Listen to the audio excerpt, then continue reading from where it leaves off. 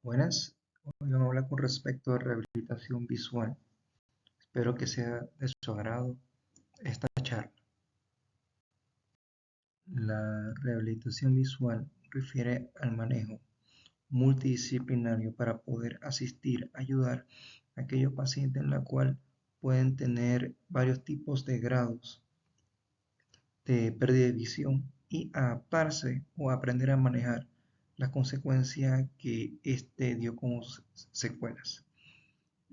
Como todos sabemos, la visión es la mayor fuente de información que nos permite valorar nuestro entorno. La rehabilitación hay que entender que, de punto importante, que trata las consecuencias, no las causas. Este concepto se tiene que tener bien claro. Entonces, hay que entender que a medida que tus pacientes llegan a perder la visión, también está muy relacionado con la pérdida de las ganas de vivir, por la cual la rehabilitación visual es muy importante en estos pacientes y no se tiene que tomar de manera ligera. Un término que corresponde a los cuatro aspectos de la pérdida de visión. En ella hay que comprender que hay un componente visual y un componente de la persona en sí. El componente visual se divide en la parte estructural y funcional. La parte estructural habla más que todo con respecto a patología, tejido, cicatriz, atrofia, hipotonía. Y en la parte funcional trata más que todo sobre macro, órganos, agudeza, campo, el contraste. Con respecto a la persona, se divide en dos, en habilidades y consecuencias. Las habilidades son consideradas como la persona en sí, su capacidad para leer, para movilizarse, para realizar actividades diarias. Las consecuencias son a raíz de su pérdida de visión, cómo se comporta con respecto a los demás. Entonces está el componente de la sociedad, la participación en actividades, la calidad de vida en sí. Todo estos componentes hay que tomarlo en cuenta porque son aspectos muy importantes y muy delicados en la cual cada uno de los puntos tiene que evaluarse de manera correcta. El rol de la rehabilitación. El rol de la rehabilitación tiene diferentes objetivos. En ella hay que comprender cómo lo funciona o cómo la persona funciona, muy similar a lo que hemos hablado en la diapositiva anterior. Entonces, con respecto a la función visual, obviamente lo que vamos a evaluar son las causas subyacentes y realizar varios estudios, como por ejemplo campo visual. Y con respecto a la función de la persona, ya habíamos hablado con respecto al componente de la habilidad y las consecuencias. Y hay que también preguntarse cómo la persona funciona con respecto a su entorno, su funcionalidad visual. Entonces, es importante que en la habilidad de ella tenga la capacidad de leer, cómo sea con su actividad diaria y considerar también las consecuencias sociales. Y todos estos puntos, como habíamos comentado anteriormente, rehabilitarlo.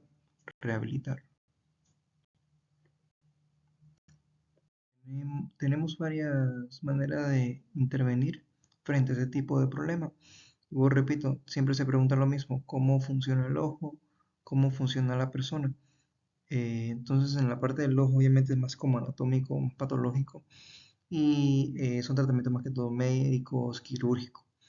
Y se puede ver de dos maneras el vaso, en el lado positivo y en el lado negativo. Eh, ¿Qué es lo que se perdió o cómo se puede trabajar en lo que se perdió? Entonces obviamente en la parte funcional ocular todo depende de la capacidad o de la tecnología que se encuentre en el momento por parte del doctor. Y en el caso de qué es lo que quedó, más que todo el concepto de la función de la persona, rehabilitación, intervención, ya depende más que todo del paciente en sí. Vamos a hablar ahora con respecto a factores en rehabilitación visual comprensiva. Aquí se encuentran varios parámetros que comentar y ya habíamos hablado con respecto a estructura, a función, a habilidad, a consecuencia y también conecta con respecto al ambiente. Eh, la participación o la afectación del paciente son varios puntos que hay que comprender. Por ejemplo, la habilidad visual, la habilidad no visual, la capacidad de adaptarse el ambiente humano y el ambiente físico.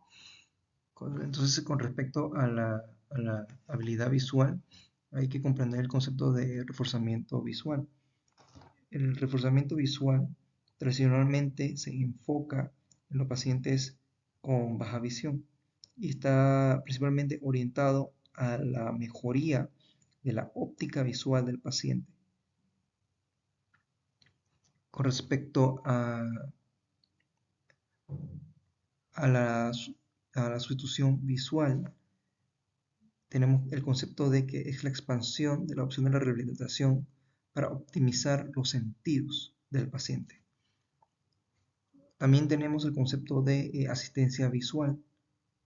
Son familiares o amigos en la cual se involucran con el paciente para poder darle apoyo. Y ese punto es muy importante y es uno de los que mayor predictores pueden comentar con respecto a que un paciente pueda salir de esta depresión, de este momento difícil, que es una pérdida de visión o una ceguera legal.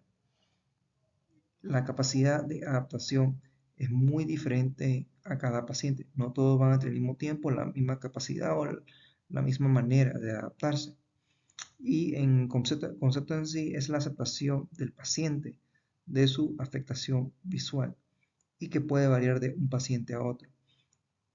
Y es importante que el paciente reconozca esta pérdida de visión, lo comprenda y tenga estrategia para poder superarlo.